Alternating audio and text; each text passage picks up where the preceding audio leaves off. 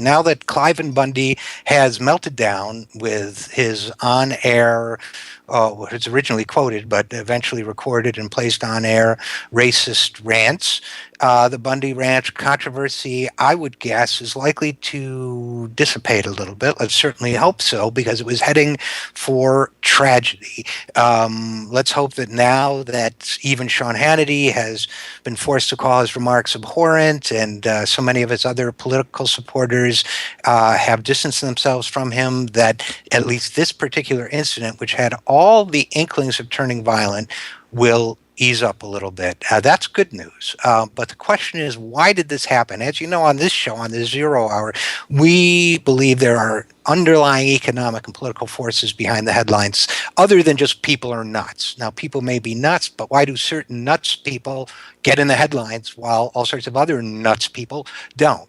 There are reasons for that. So I guess now that people are backing away from Cliven Bundy, we should be asking what was behind that story. Fox idolized the guy until he became openly racist. Sean Hannity had him on a number of times, asked him flattering questions. He had right-wing extremist Richard Mack on, making comments that really were designed to escalate this potentially violent conflict where people were showing up armed and so on. And as a result, Cliven Bundy called Sean Hannity his hero. Why? Here's why. Because Fox News Network has corporate and political interests that are being served by Hannity's promotion of this right-wing extremist, and by the way, natural resource thief. His anti-federal agenda, that is to say Cliven Bundy's, is closely aligned with that of Charles and David Koch.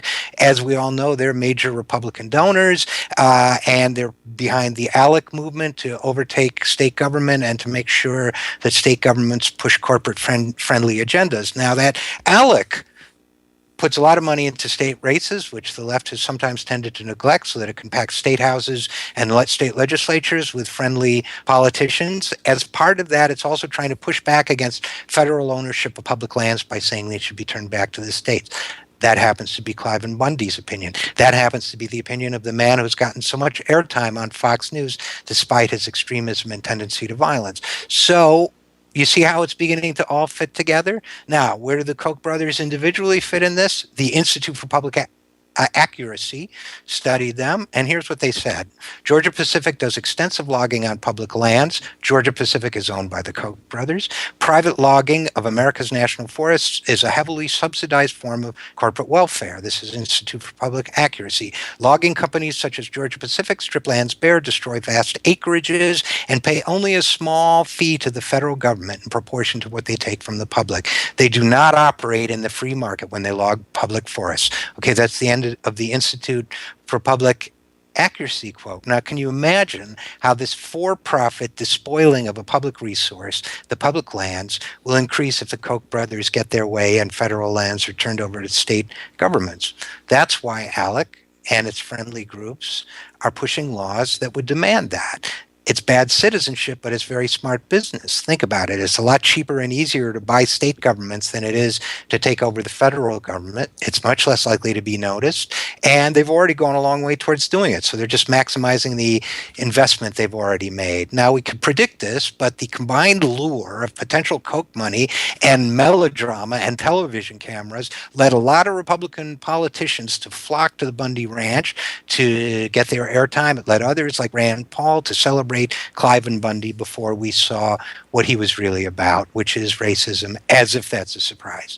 Sean Hannity, I can almost guarantee you, will not reflect on the moral impact of his thoughtless and careless words. Now, I want to be clear. I'm not advocating censoring Sean Hannity or anybody else, but I got to tell you, when the killer in Knoxville shot those Unitarians and it turned out he had Hannity and Bill O'Reilly's book on his shelf, if somebody had my writings on their shelf and hurt somebody, I go in for some very heavy introspection. Introspection doesn't seem to be Sean Hannity's bag. Instead, he and Fox promoted Bundy's threat to start a range war. They forgot what range wars were in the old movies. If you ever saw the old Westerns, the big cattleman who trampled public property and violated the rights of the farmers and the townspeople, they were the bad guys. These are the bad guys. So what do you do to fight the bad guys when they have all the power and all the attention and politicians in their pocket and money in their pocket? I'll tell you what what you do. You do exactly what the farm workers did, as we discussed in the last hour.